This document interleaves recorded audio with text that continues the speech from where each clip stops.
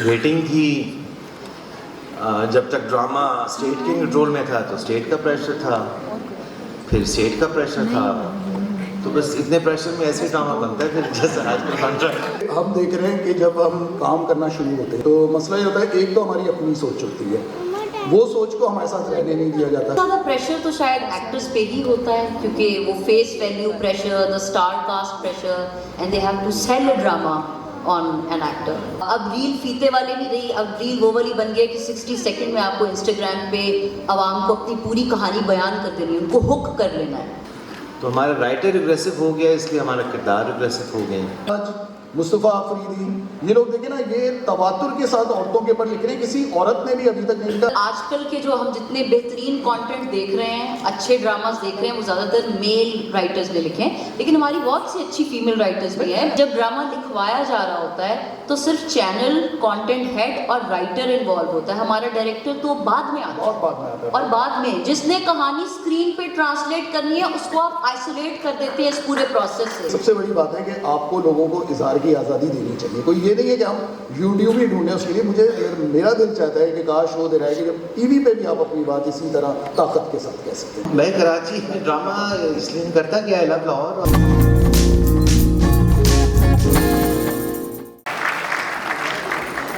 आप सबकी तशरीफ आवरी का बहुत बहुत शुक्रिया। बहुत से सेशंस आप लोग अटेंड कर रहे हैं और एंजॉय कर रहे हैं। सो आज हमने सोचा कि कुछ ऐसे मौजू पे बात की जाए कि जो जिसको तनकीद का तो हर कोई निशाना बनाता है, लेकिन देखता ज़रूर है ना। जिस वक्त ड्रामा इंडस्ट्री हमारी है, बड़ा इंटरेस्टिंग एक दौर से गुजर रही है। टेरेस्ट्रियल चैनल से लेके सिर्फ PTV की एक स्क्रीन से लेके इस वक्त हम रात को बिस्तर में गोद में एक छोटी सी 6x3 की स्क्रीन पे बिंज वॉचिंग भी करते हैं। सो पिछले 10 साल के अंदर टेलीविज़न ड्रामा ने एक बहुत तेज़ कर्व लिया है, which is good, which is interesting. और बीच में हमने देखा कि एक वक्त ये भी आया कि जी कहानी बड़ी कमज़ोर है, तो बैकबोन तो स्टोरी होती है, तो स्टोरी नहीं है, स्क्रिप्ट नहीं है। अब हम कहते हैं कि जी मतलब स्क्रिप्ट भी बड़े डिफरेंट बनने लग गए हैं। वो सास बहू और चपेड़ वाले दौर से भी शायद हम निकल चुके हैं। सो बट लेट्स सी, आज हम ज़रा डाइसेक्ट करना चाहते हैं कि जो OTT की दुनिया का ड्रामा है, ये पिछले ड्रामे से किस तरह से फ़र्क है, किस तरफ को बढ़ रहा है। And I am so very honoured and pleased कि 3 बहुत ही मज़ेदार पैनलिस्ट मेरे साथ मौजूद हैं। लेकिन उससे पहले मैं मेंशन करना चाहूँगा कि इतने बड़े बड़े नाम और इतने बड़ी बड़ी हस्तियाँ हमारे सामने यहाँ पे मौजूद हैं। नीलम जी बैठी हैं, उस्मान साहब, Samiya, Nadia and many others, कि जिनका नाम और मर्तबा पैनलिस्ट की जगह रखता है। So we are very honoured जी and thank you very much for coming to the session. Meeting से हट के अब आई बॉल्स कितनी कैच की। सो इसका प्रेशर अमर खान जैसे एक्टर्स पे कैसा होता है, इसका प्रेशर काशिफ निसार जैसे डायरेक्टर्स पे कितना होता है, इस चीज़ का आई बॉल्स को कैच करने और नंबर्स का प्रेशर फसी बारी खान जैसे राइटर्स पे कितना होता है, ये आज हम डाइसेक्ट करेंगे और डाइव इन करेंगे। Please join me in welcoming Kashif Nisar, फसी बारी Khan and Amar Khan.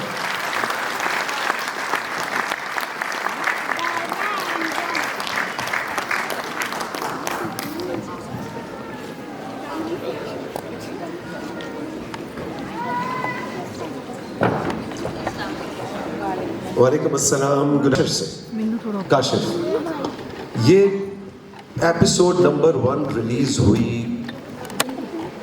Online रात 11 बजे, मिसाल के तौर पर 12 बजे तक काशिफ निसार के नए सीरियल की पहली एपिसोड ने कितने लाख टच किया। ये प्रेशर होता है, हमेशा से प्रेशर नहीं है, अब ये एक नया आ गया है। इससे पहले रेटिंग थी। जब तक ड्रामा स्टेट के कंट्रोल में था तो स्टेट का प्रेशर था, फिर स्टेट का प्रेशर था, तो बस इतने प्रेशर में ऐसे ड्रामा बनता है फिर जैसा आजकल बन रहा है। लेकिन आपने पिछले कुछ अरसे में ये साबित किया है कि वो रूटीन की जो फार्मूला फिल्म जिसे हम कहते थे या फार्मूला ड्रामा, कि ये वाले इंग्रेडिएंट्स, ये 12 मसाले की चाट लाजमी है तो हिट होगी, माल बिकेगा। आपने उससे इख्तलाफ भी किया और साबित भी किया कि ऐसा इसको नामुमकिन किया जा सकता है, उसका चैलेंज और प्रेशर भी था। पता नहीं, तो मैंने तो हमेशा वही कहानी सुनाने की कोशिश की जो मुझे भाती है या मुझे समझ आती है। उसके अलावा मैंने ठीक है जो मुझे नहीं समझ आ रही तो मैं दूसरों को क्या समझाऊँ। तो मेरे सिंपल सा था कि अगर मैं लकी रहा तो मुझे बड़े अच्छे अच्छे राइटर्स मिले, ठीक है। जफ़र जैसे, रितु जैसे प्रोग्रेसिव राइटर्स, और उनकी तरफ से मवाद ऐसा आता था जो मुझे कुछ भी जो भी मैंने किया है वो बाकी रिग्रेसिव राइटर्स है जी, हमारी राइटिंग रिग्रेसिव राइटिंग हो रही है कौन सा, तो हमारा राइटर रिग्रेसिव हो गया इसलिए हमारा किरदार रिग्रेसिव हो गए। तो मुझे लगता है कि ये मसला इस पर है इंडस्ट्री। इसका बहुत बेहतर जवाब फसी देंगे, क्योंकि मुझे लगता है कि हमारा राइटर रिग्रेसिव हो रहा है। जी फसी, एज ए राइटर प्रेशर है आई बॉल्स का? इससे ज़्यादा नहीं होना। ये बड़ा दर्दनाक जिसे कहना चाहिए वाक़या है जो हम लोगों के साथ हो रहा है मुसलसल, कि हम देख रहे हैं कि जब हम काम करना शुरू होते हैं, जितने भी हम राइटर्स कर रहे होते हैं, तो मसला ये होता है, एक तो हमारी अपनी सोच होती है, वो सोच को हमारे साथ रहने नहीं दिया जाता। जो एक डिपार्टमेंट है कंटेंट का है या जो चैनल्स का है, तो उसमें मैं ये देखता हूँ कि बड़ी मुश्किलात होती है, बहुत ज़्यादा मुश्किलात होती हैं। कोई भी राइटर अगर आता है कुछ सोच लेके अपनी, और वो चाहता है कि जी वो कुछ ऐसा काम करना चाहता है जिसमें गहराई भी हो या जिसके अंदर मतलब कोई एंगल हो इस तरह का ना, तो वो चीज़ हम चैनल पे जब आते हैं और जब हमारी बातें होती हैं या हमें पता चलता है कि ये काम करना है, आपको ये सीरियल करना है, तो आप जो अपने सारे आइडियाज़ लेके गए होते हैं ना, ये जो आप सोच रहे होते हैं कि जी आप अपनी तहरीर से ये कर देंगे वो कर देंगे, जब आप वहाँ जाते हैं तो वहाँ एक अलग कहानी होती है। वहाँ आपको बताया जाता है कि जी फलां ड्रामा जो है वो बड़ी उसने रेटिंग्स ली थी, बहुत उन्होंने वो किया था, अब आपको इसी तरह का करना चाहिए। जैसे ये वाकई ये आप ऑन रिकॉर्ड कह रहे हैं कि ये कहा जाता है? जी बिल्कुल कहा जाता है। मतलब लेकिन फसी बारी खान में भी तो ऐसे यूनिक चीज़ें भी हैं। फसी बारी खान पे से मुराद नॉट यू योरसेल्फ, बट आप जैसे एक सीजन और रेटिंग्स देने वाले राइटर पे ट्रस्ट क्यों नहीं करता कंटेंट डिपार्टमेंट के? अच्छा यार इसको खेलने दो, ये कोई नई खेल लेके आ रहा है, खेलने दो हमें, वी शुड ट्रस्ट हिम। वो ट्रस्ट नहीं है। देखिए मैं आपको एक बात बताऊँ, क्योंकि मैं इधर अपनी जो राइटर कैपेबिलिटी है ना, मैं उसको प्रेजेंट कर रहा हूँ। इधर मैं अपनी बात नहीं कर रहा, क्योंकि मेरे साथ तो अब नहीं होता, क्योंकि मैं इतना काम करता भी नहीं हूँ। 5 साल पहले मैंने एक सीरियल किया था, अब मैं लिख रहा हूँ, तो मेरे साथ तो ये नहीं होता। लेकिन मैं एक मजमूई बात बता रहा हूँ, क्योंकि ये वो लड़के लड़कियाँ हैं जिनको मैं जानता हूँ कि इनके अंदर बड़ी डेप्थ है, ये बहुत अच्छा लिखने वाले हैं, इनको मौका मिलेगा ये बहुत अच्छा लिखेंगे। तो उसमें क्या होता है कि कभी कभार आपके कुछ दोस्त होते हैं, जैसे काशिफ हैं, काशिफ को मैंने रेकमेंड कर दिया, उन्होंने मेरे कहने पे वो किया। काशिफ की इस वक्त इतनी से है कि वो चैनल उनसे कम से कम बास पुर्स नहीं करता कि आप किससे लिखवा रहे हैं, क्या कर रहे हैं। लेकिन मैं जरूरत नहीं है। हाँ, जरूरत नहीं है, इनकी बहुत गुंडागर्दी है। मैंने सुना था लेकिन यकीन नहीं आ रहा। हाँ, तो एक आध गंडासा भी होता है इनके पास है। तो ये चीज़ होती है। अब वही बात है कि जिसके पास इख्तियार है या जो इस पोजीशन में है, वो तो नहीं इनका डिक्टेशन ले सकता, ना करेगा। क्योंकि अब हम देखते हैं हमारे सामने अभी मिसाल है मुस्तफ़ा अफरीदी की, अभी उनका जो तनमन नीलो नील जो कल का उनका एपिसोड चला है, मतलब इतना लोग उसके बारे में बात कर रहे हैं, इतनी बात कर रहे हैं उसके बारे में, और वो इंतहाई नाजुक तरीन मतलब मौजू उन्होंने छेड़ा है, जो हमें लगता ही नहीं था कि कभी टीवी की स्क्रीन पे हम ये देखेंगे।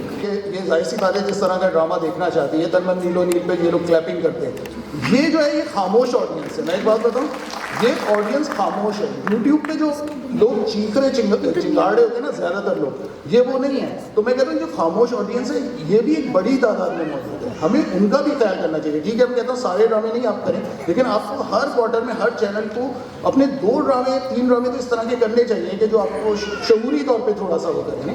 अमर, क्या एक एक्टर के लिए ये प्रेशर है, आई बॉल्स का प्रेशर है, OTT ने क्या बदल दिया है? सारा गेम चेंज हो चुकी है। आई थिंक तौसीक भाई, अस्सलाम वालेकुम। सबसे पहले तो सबसे ज़्यादा प्रेशर तो शायद एक्टर्स पे ही होता है, क्योंकि वो face value pressure, the star cast pressure, and they have to sell a drama on an actor. बड़ी ही अफसोसनाक बात है कि अब एक्टर्स को भी देखना पड़ता है कि shall they be going for a commercial project जो कि इंडिया, बांग्लादेश और श्रीलंका में ट्रेंड करे, और shall they be going for actually great content driven narrative तो व्यूज़ का प्रेशर तो है। अब रील फीते वाले नहीं रही, अब रील वो वाली बन गई कि 60 सेकंड में आपको इंस्टाग्राम पे आवाम को अपनी पूरी कहानी बयान कर देनी है, उनको हुक कर लेना है। तो वो जो इंस्टेंट एंटरटेनमेंट का जो एक फॉर्मूला है, एक लेयर है, वो बहुत प्रेशराइजिंग है किसी भी आर्टिस्ट के लिए, वो चाहे डायरेक्टर हो, एक्टर्स हो, राइटर्स हो, कि 60 सेकंड एंटरटेनमेंट आती रह गई है। उनको बिठा के रखना, एक इंगेजिंग, एक रूटेड, एक अर्दी नैरेटिव देना, ये ऑलमोस्ट नायाब हो चुका है। ये एक दो ही ड्रामे साल के ऐसे निकलते हैं, चाहे वो तनमन नीलो नील हो या वो काशिफ भाई का काबुली पुलाव हो। इस टाइप के ड्रामास बहुत कम निकलते हैं, उनकी मिकदार बहुत कम है। तो आप देखा करें, अल्लाह का वास्ता है, इस तरह के ड्रामा देखने की आदत डालें, अच्छी एंटरटेनमेंट देखने की आदत डालें कि हमारे प्रोड्यूसर्स परेशान हो जाएं, मजबूर हो जाएं कि वो इसी तरह का नैरेटिव जो है वो सेलेक्ट करें। क्योंकि कहा यह जाता है कि जी हम तो वो दिखाते हैं जो आवाम देखना जो चाहती है। देखना चाहते हैं। बिल्कुल। काशिफ भाई के साथ 2024 की बिगनिंग, पिछले साल मैंने एक ड्रामा किया ब्रेकिंग न्यूज़, जो पाकिस्तान का पहला ड्रामा था जर्नलिज्म पे। मुझे माजरत के साथ ये बात कहनी थी कि वो बहुत ज़्यादा लोगों ने नहीं देखा, बहुत कम उसके व्यूज़ थे। मेरा एक और ड्रामा अभी चल रहा है, सुन मेरे दिल और एक और दिल नादान, उसके मैसिव व्यूअरशिप है, वो ट्रेंड करता है इंडिया बांग्लादेश जैसे उसका एपिसोड आता है। But if you ask me as an artist which is more closer to my heart, obviously a narrative meteor like this, journalism में पाकिस्तान पे कभी कोई ड्रामा नहीं बना। So being a film graduate and a film student, एक भी अगर बंदा वो ड्रामा देख रहे तो मैं इस तरह का ड्रामा करना चाहूंगी बार बार, चाहे वो फ्लॉप भी हो जाए।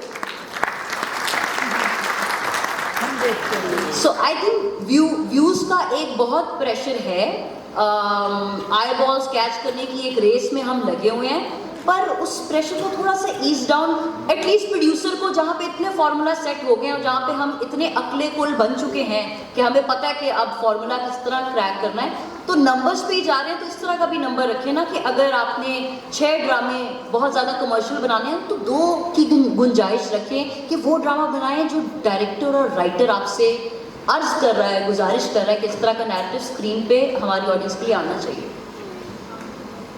पैसा एक ड्राइविंग फोर्स है, चाहे सेट हो, प्रोड्यूसर हो, या वो अब उस्मान साहब बैठे हुए हैं हमारे सीनियर, ये इनसे बात करें तो ये पुराने बड़े मज़े के वाक़यात सुनाते हैं कि पीटीवी के ज़माने के अंदर वो चेक बैक तो बिल्कुल वो हो, ये भी बड़ी क्लीशे किस्म की बात होगी, लेकिन इज दिस ट्रू कि पैसा ड्राइव करता है आज भी क्रिएटिविटी को? बिल्कुल, इकोनॉमी तो करती है, इसमें तो कोई शक नहीं है, इससे इनकार नहीं किया जा सकता। आज भी कर रही है, पहले भी करती थी। हम अक्सर सुनते हैं कि भी टेलीविज़न का एक गोल्डन एरा था, ड्रामा बहुत बेहतर होता था। तब मुझे लगता है सिर्फ वाहिद जो उसमें जो मुझे नज़र समझ आई एज ए स्टूडेंट, कि तब ड्रामा बनाने वाले पे, जो ड्रामे पे लागत आ रही है, उसकी रिकवरी का प्रेशर नहीं होता था। टेलीविज़न के जो डायरेक्टर्स थे, राइटर्स थे, जो काम करते थे, उनको तो स्टेट तनख्वाह दे देती थी, स्टेट अपना नैरेटिव उनके थ्रू करवा लेती थी, लेकिन उनको ये प्रेशर नहीं होता था कि जो लागत आ रही है वो पूरी होनी चाहिए। अब कहानी सुनाने वाले, ड्रामा बनाने वाले, प्रोड्यूस करने वाले पे पैसे का प्रेशर बहुत है, रिकवरी का प्रेशर बहुत है। आज एक ड्रामा 5 से 7 करोड़ रुपये में बन रहा है, तो 7 करोड़ कहीं वापस आएगा तो एक और ड्रामा बनेगा। तो जी बिल्कुल है, जो इकोनॉमी है वो जुड़ी हुई है इसके साथ, हम उसको बिल्कुल मतलब साइड पे नहीं रख सकते हैं। और करता है, वो कंट्रोल करता है, आपका नैरेटिव कंट्रोल करता है। आपकी जो कहानी आज सुनाई जा रही है, जो आपने कहानी को एक कमरे में बंद किया है, लाउंज में बंद किया है, किचन में बंद किया है, तो किस वजह से कि वो हाउसवाइफ्स देख रही हैं, औरतें, ख़वातीन देख रही हैं, फिर उन्होंने जाके वो ख़रीदनी हैं चीज़ें, तो फिर उनके गिफ्ट कहानियाँ बनानी शुरू कर। अच्छा, इज दिस ट्रू? वैसे आई एम हैप्पी कि काशिफ ने बात की है कि जी ड्रामा तो बस वो हाउसवाइफ्स देखती है, वो जो किचन वाली औरत है वाला नोशन भी मेरा ख्याल है ब्रेक होता नजर आ रहा है। फसी, आप बताएं कि क्या जी सिर्फ ड्रामा तो बनता ही औरत के लिए? Is this true? अच्छा, मैं इन सारी बातों के बावजूद ना एक बात कहूँगा, जो मुझे लगता है टीवी ड्रामे में, अगर आप मुझसे पूछें, अगर मैं नाज़िर हूँ, तो मुझे जो कमी लगती है टीवी ड्रामों में, मुझे लगता है हमारे टीवी ड्रामों में प्रोग्रेसिव सोच नहीं है, जो सबसे बड़ी जो मुझे कमी लगती है ना। प्रोग्रेसिव सोच क्या होती है? मुझे तो समझ नहीं आया भाई। अब हमने शराबें भी पिला दी हैं, हमने एक्स्ट्रा मैरिटल अफेयर्स भी दिखा दिए हैं, हमने ससुर और बहू का आत्मटक्का भी दिखा दिया, तो और क्या प्रोग्रेसिव सोच? ये रिग्रेसिव है भाई, अच्छा, ये रिग्रेसिव है। Exactly, thank you very much. तो आप ये देखिए कि हम आज से देखते हैं कि मतलब 30-35 साल पहले, 40 साल पहले डॉक्टर अनवर सज्जाद का एक ड्रामा था सबा और समंदर, जो मैं समझता हूँ कि औरतों के राइट्स के ऊपर मतलब इतना पावरफुल, और पीटीवी से वो हुआ था, जिया के दौर में हुआ था। तो मतलब मुझे लगता है कि जब उस दौर में ऐसी चीज़ें हो सकती थी तो अब क्यों नहीं होती। मतलब अब मैं देखता हूँ राइटर्स जो हमारे आ रहे हैं, मतलब गिनती के चंद राइटर्स होते हैं जो आपको लगता है कि उनके पास कुछ मतलब गहराई है या उनके अंदर एक प्रोग्रेसिव सोच नज़र आती है, वरना ज़्यादातर आप देखें हमारे इसमें बड़ी अफसोस होता है मुझे कि ज़्यादातर औरतें जो लिख रही हैं इस तरह के ड्रामे, तो औरतें तो खुद कभी औरत के बारे में जब वो लिख रही होती हैं तो मैं देख रहा होता हूँ उनकी सोच अजीबोगरीब होती है ना। मतलब आप ये देखिए अभी जो राइटर्स हैं, नीलम साहब तालियां बजा रही हैं, इसका मतलब है नहीं। तुम्हें शाबाश मिल रही इस बात पे, क्योंकि वो भी खुद एक बहुत ही नहीं progressive देखिए writer है। आपके सामने मिसाल है जफर महराज, मुस्तफ़ा अफरीदी, ये लोग देखिए ना, ये तवातुर के साथ औरतों के ऊपर लिख रहे हैं, किसी औरत ने भी अभी तक नहीं लिखा। हालांकि मैं समझता हूँ इस वक्त ज़रूरत है इस तरह की लड़कियों को आगे लिखने की, लेकिन फिर वही बात, उसमें मैं कहता हूँ लड़कियों का भी कसूर नहीं है, चैनल नए लोगों को आने ही नहीं देते, उन लोगों को नहीं आने देते जिनकी सोच अलग हो। इस सोसाइटी में मुझे लगता है एक्सेप्टेबल ही नहीं है इस तरह की सोच जो अलग हो। मैं तुम इस पे क्या कहोगे, क्योंकि you also been a part of I think देखिए, एक बात जो- जिनको बड़ा बैकलैश भी मिला जी इन्हीं चीज़ों की वजह से। फसी भाई ने एक बात जो बहुत अच्छी कही वो ये है कि ज़्यादातर आजकल के जो हम जितने बेहतरीन कंटेंट देख रहे हैं, अच्छे ड्रामास देख रहे हैं, वो ज़्यादातर मेल राइटर्स ने लिखे हैं, लेकिन हमारी बहुत सी अच्छी फीमेल राइटर्स भी हैं, बीगुल हैं, आमना मुफ्ती हैं, फायज़ा इफ्तिखार हैं, ये सब बहुत बेहतरीन लिखती हैं।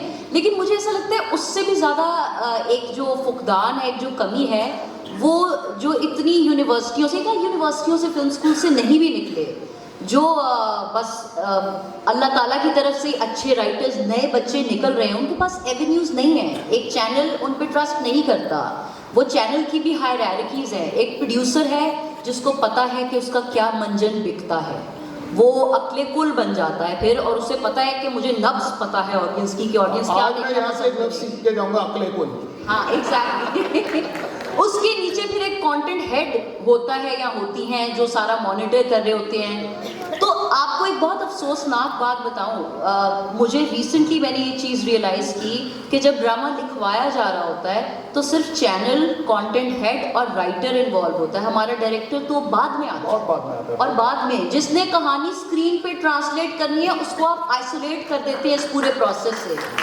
This is very shameful. तो सबसे पहले तो यही अगर चेंज कर ले तो वहीं से आई थिंक शुरुआत एक नई सोच, एक नए विजन को स्क्रीन पे ट्रांसलेट करने की हो जाएगी।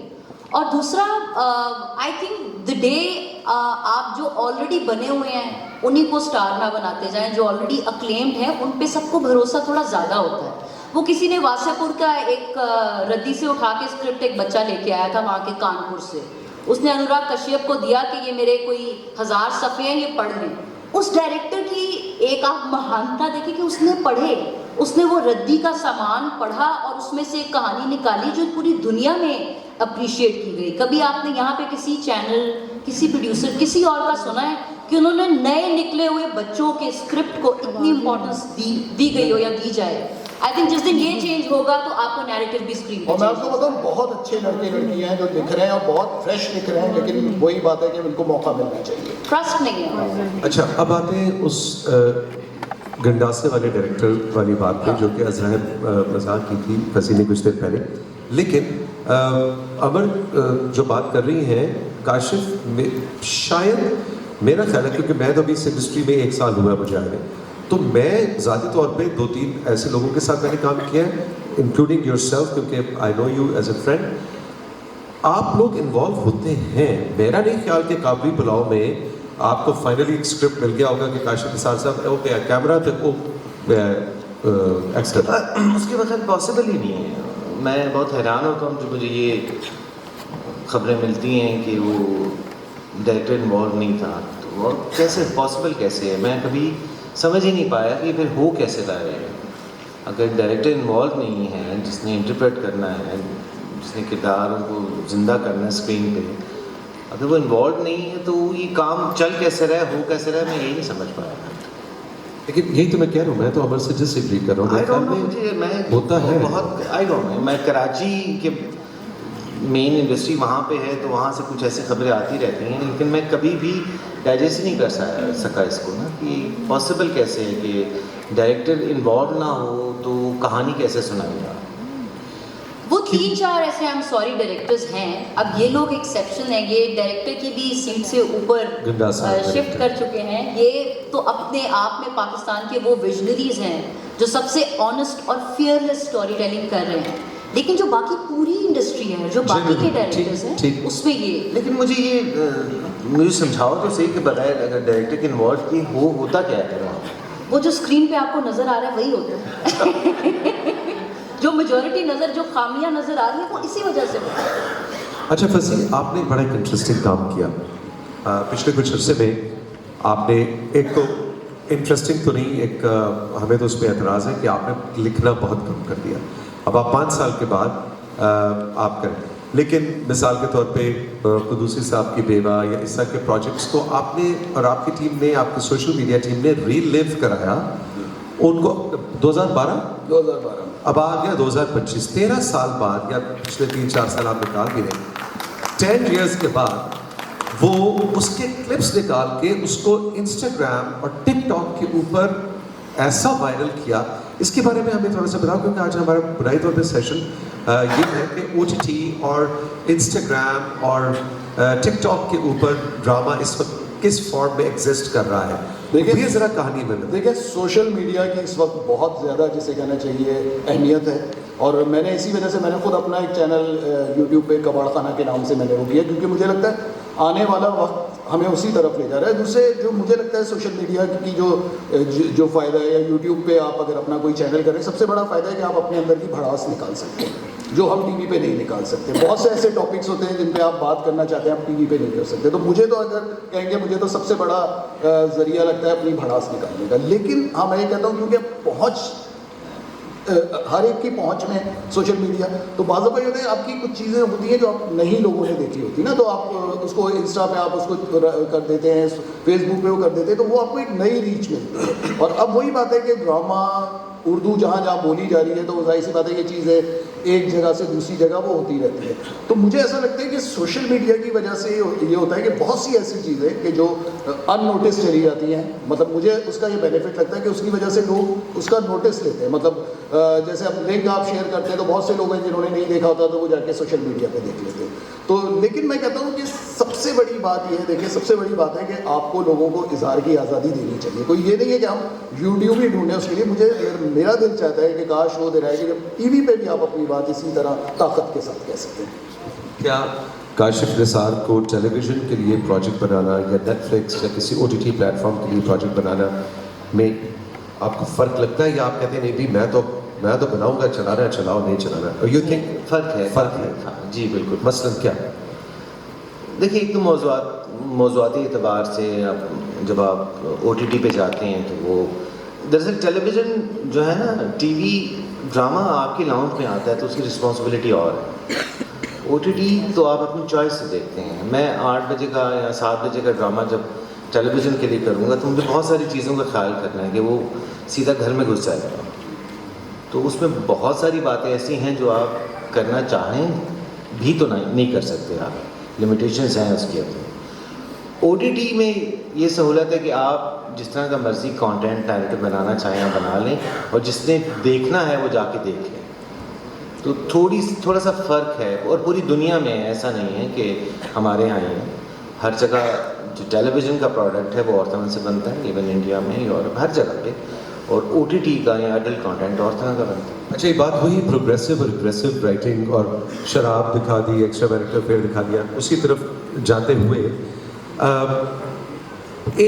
एक आप तासुर ये भी है कि अच्छा जी, गंदी गालियाँ, हर तरह का लफ्ज़ इस्तेमाल कर देना, ये this is This is the freedom that a director gets when he is working on a project for OTT platforms. उसी वाली बात. इसके अलावा और कैसे मसलन काशिफ निसार को एक आइडियल प्रोजेक्ट आज मिले, वो करना चाहे, वो कौन सा टॉपिक होगा जिस पे आप काम करना चाहेंगे जो टेलीविजन पे ना चल रहा हो OTT के लिए? नहीं, मेरा नहीं ख्याल कि इस तरह की कोई वो है कथन होती है. आप वो बात टेलीविज़न पे भी कर सकते हैं और OTT पे भी कर सकते हैं. उसका ढंग और ऑडियंस अलग है. किसी भी मौजू को आप छेड़ सकते हैं, आपको पता होना चाहिए कि आपकी ऑडियंस कौन है. तो मैं इस पर बिलीव नहीं करता. मुझे कभी ये बात समझ नहीं आई. कहानी तो कहानी ही होती है, इंटरेस्टिंग कहानी सुनानी होती है आपको. आप कराची में काम क्यों नहीं करते? नहीं, मैं कराची में ड्रामा इसलिए नहीं करता कि आई लव लाहौर. और कराची से कोई मुझे मसला नहीं है, लेकिन मुझे लाहौर अच्छा लगता है. मैं कराची से लाहौर आ गया, सोचे मुझे 10 साल हो गए. मुझे कितना पसंद होगा लाहौर. सोचे लाहौर से कराची चली गई. मैं लाहौर से कराची वापस आ जाए. मैं पिछले 3 साल से वैसे ज़्यादा प्रोजेक्ट्स लाहौर ही आके कर रही हूँ. एक आपका किया था, एक अभी और किया, तो लाहौर मुझे बुला लेता है, खींच लेता है. जो इस वक्त जो एक और बहस जो डायरेक्टली हमारा टॉपिक नहीं है, लेकिन जनरली कहा जा रहा है कि जी जो टिकटॉकर्स या यूट्यूबर्स हैं जिनके मिलियंस में फॉलोअर्स चले जाएं, लाखों में फॉलोअर्स चले जाएं, तो उनके उस फॉलोअरशिप को कैश कराने के लिए मेन स्ट्रीम ड्रामा इंडस्ट्री के अंदर रखा जाता है, करता है. अगेन चैनल कहता है, जिसने बेचना है प्रोडक्ट वो कहता है, कंटेंट ये होता है प्रेशर इस तरह का कि जी ये तो बड़ी मशहूर आजकल बड़ा लड़का आजकल हिट जा रहा है जी, ये लोग कर. हाँ, होता है, आम बात है, हो रहा है. नजर भी हर शहर में. मतलब मुझे इसमें कोई बुराई नहीं लगती. ठीक है, अगर उनका प्रपोजल ऐसा बन रहा है तो I am okay with it. मुझे जो खौफज़दा हूँ जिससे मैं कि देखने वालों का रिटेंशन टाइम बहुत कम हो रहा है. तो लॉन्ग फॉर्मेट के लोग जो हम जैसे जो ड्रामा बनाते हैं, हमारे लिए बहुत मुश्किल हो रहा है 30, 35, 40 मिनट लोगों को बिठाना. वो जो रील्स हैं और वो 30 सेकंड और वो 20 सेकंड में, तो मुझे अपना मुस्तकबिल तारीख लगता है आने वाले 26 एपिसोड्स तक ड्रामे को खींचना अब तो ये भी मुश्किल हो गया. बनाने वाले तो खैर 50 भी बना रहे हैं, लेकिन 15 एपिसोड में आप कहानी कन्विंसिंगली क्रिस्प करके बहुत अच्छी सुना सकते हैं. तो क्यों खींच रहे हैं उसे 26 एपिसोड? अब ऑडियंस वैसी नहीं रही. अच्छा, इस तरह की नशिस्त में जो मेरे जैसा मॉडरेटर होता है, उसका सबसे बड़ा मसला ये होता है कि उसने सेशन के बाद जो उसको गालियाँ पड़ती हैं उनसे बचना होता है कि जी वो मैंने हाथ खड़ा किया था तो वो सवाल का मौका नहीं दिया.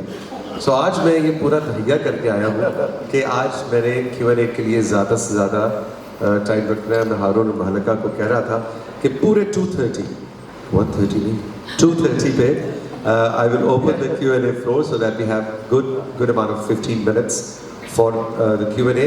गालियाँ मुझे बाद में भी उतनी ही पड़ेंगी, मुझे पता है, वो इस प्रोफेशन का नसीब है, उसका उससे कोई ताल्लुक नहीं. But please ladies and gentleman, सिर्फ वो हाथ खड़ा करें जो सवाल नहीं करना चाहते, क्योंकि ज़्यादा तो वो नहीं. जी, of course we will start with Nadia. कोई माइक्रोफोन पहुँचा देगा बेटा?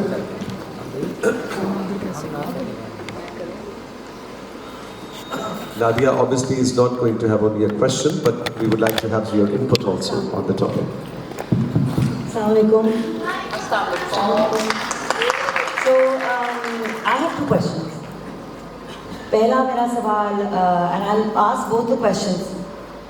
पहला सवाल काशिफ से, and ये जो एक फैशिज्म है चैनल्स की, जहाँ पे नज़र आ रहा है कि डायरेक्टरों को जिस तरह के ठेकेदारी के तौर पे रखा जा रहा है कि जी आपको तकरीबन सब कुछ ही बता दिया जाता है कि कैसे करना है, किसको रखना है, क्या करना है, कंटेंट क्या है, और फिर आप आके कर रहे हैं. मैंने यहाँ तक कि देखा कि अब बहुत सारे वो एडिटर्स जिनका आप सब कह रहे थे कि मैं डाइजेस्ट नहीं कर सकता, तो मेरे एक और जो बहुत करीबी दोस्त हैं अभी, आई थिंक फैशन में हाइसर ने यही बात की, अक्सर वो डायरेक्टर्स एडिटिंग में भी नहीं बैठते हैं. यस, जो कि इतनी बड़ी चीज़ होती है. तो ये जो प्राइवेट प्रोड्यूसर हैं आप जैसे, ये एक ज़ख़ीरा रह गए हैं, मेरे ख्याल में आप ही एक अकेले रह गए हैं। तो और मज़ीद इस तरह का हम कैसे एक माहौल क्रिएट कर सकते हैं जिसमें से प्राइवेट प्रोड्यूसर्स पैदा हो सकें, ताकि अगर हम में से किसी ने कहानी सुनानी हो या उसको प्रोड्यूस करना हो वो भी इन चैनल्स तक पहुंच सके। क्या कौन सा वो चैनल है, कौन सा वो या क्या हम फिर OTTs की तरफ भी जाएं, वो लोग जो प्राइवेटली प्रोड्यूस करना चाहते हैं। पहला वो सवाल था आपसे। और दूसरा सवाल अमर, काशिफ ने जिम्मेदारी की बात की। मैं सानिया के लिए बात करती हूँ, समिया यहाँ बैठी है, मैं दावे से उसके लिए भी कह सकती हूँ, मैं अपने लिए भी कहती हूँ। जब हम स्क्रिप्ट पढ़ते हैं तो हम अपनी जिम्मेदारी को बड़े गौर से देखते हैं कि इसमें जो कहा जा रहा है, ये नहीं कि किरदार अच्छा हो बुरा हो। आजकल जो मेरा अभी गेस्ट अपीयरेंस हुई है वो बहुत ही वाहियात कैरेक्टर है, वो फरार है, लेकिन फिर भी मैं एक कहानी पूरी पढ़ती हूँ कि इस कहानी में क्या मैं कोई रिग्रेसिव कहानी तो नहीं सुनाने जा रही। मैंने शुरू किया देखना सुन मेरे दिल और मैं इतनी परेशान हो गई। और क्योंकि जब अभी पिछले से कुछ पिछले एपिसोड्स में मैंने एक्चुअली मुझे मुकर्रम ने भेजा कि ये देखो ये डायलॉग हुआ है माया के, जो कहा कि वो मर्द ही नहीं है जो थप्पड़ ना मारे, वो मर्द का बच्चा ही नहीं है, मैं उसको मर्द मानती नहीं हूँ, उसने मुझे थप्पड़ क्यों नहीं मारा। अब ये बात कह देना कि अगेन इट्स नॉट माया's fault एट ऑल, ये और मुझे बहुत सारे मसले हैं खलील साहब की कहानियों के साथ। बट एज एन एक्टर, हम जो एक्टर्स हैं, क्या हम पूरी स्क्रिप्ट पढ़ के ये तय करें कि नहीं हमने इस स्क्रिप्ट का, इस कहानी का, इस जुमले का हिस्सा नहीं बनना? क्योंकि बहुत सारे ऐसे मर्द जो आमतौर पे अपनी बीवियों को या फ्रेंड्स को या बहनों को या बेटियों को थप्पड़ मार देते हैं, वो मुड़ के शह देंगे कि देखो मैं मर्द का बच्चा हूँ ना। और बहुत सारी ऐसी वो खवातीन जो कि घर बैठ के मार खा रही हैं, वो कितनी पशेमान होंगी, कितनी वो होंगी देख के कि ये अब खुलेआम प्राइम टाइम पे, जैसे आपने कहा कि कितने ज़्यादा इसको व्यूज़ भी मिले हैं। तो इस लिहाज से एक्टरों की जिम्मेदारी की तरफ से मैं आपसे ये सवाल पूछना चाहूँगी। जी काशिफ। नादिया जी, पॉसिबल नहीं रहा अब किसी भी प्राइवेट प्रोड्यूसर का सर्वाइव करना, जिस तरह का सिस्टम डेवलप हो चुका है कि चैनल्स खुद ही ब्रॉडकास्टर भी हैं और प्रोड्यूसर्स। सो वो प्राइवेट प्रोड्यूसर वाला मैं भी जो कर रहा हूँ वो पाकिस्तान में नहीं कर रहा। तो मैं जो भी प्रोड्यूस करता हूँ वो बाहर के OTT चैनल्स के या किसी के। पाकिस्तान में तो ये रास्ते बंद हो चुके हैं, इसीलिए उनका कंट्रोल बहुत ज़्यादा हो गया है। कंटेंट पे भी आप जो डायरेक्टर्स का कह रही थी, तो फिर वो जब प्राइवेट स्पेस ही नहीं बची, प्राइवेट प्रोड्यूसर्स ही नहीं बचे, तो वो डायरेक्टर डिक्टेशन लेगा, क्योंकि वो अगर चैनल की डिक्टेशन नहीं लेगा तो कहाँ के लिए ड्रामा बनाएगा। सो अगर आप कुछ सोच रही हैं ऐसा, तो वो यहाँ पॉसिबल नहीं है। ड्रामे का सवाल ही नजर आ रहा है अभी। जी ऐसे ही, ये कोई अपनी राह बनाएगा, देखें ये कहाँ तक चलता है, इसके बीच में से कुछ निकलेगा। लेकिन फिल्म वक्त तो इसलिए बहुत ज़्यादा कंट्रोल है चैनल्स का, इसलिए बहुत ज़्यादा control.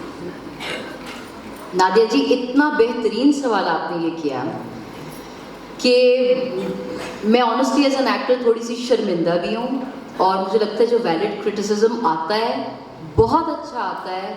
Now is the time कि कोई जितना मर्जी बड़ा प्रोजेक्ट, मेगा प्रोजेक्ट बन के आए, if it's controversial, not even controversial, if it's regressive, if it's showing women in a certain light, and if there is a huge star cast, it's levied upon the cast। जिस तरह आप और अपनी मर्जियाँ मनवाते हैं, अपनी मर्जी के पैसे लेते हैं, अपनी मर्जी के डिज़ाइनर ऑन बोर्ड लाते हैं, अपनी मर्जी का मेकअप आर्टिस्ट लाते हैं, तो आप में इतनी जुर्रत होनी चाहिए कि आप कह सकें कि जुमला गलत है, मैं नहीं बोलूँगा या बोलूँगा।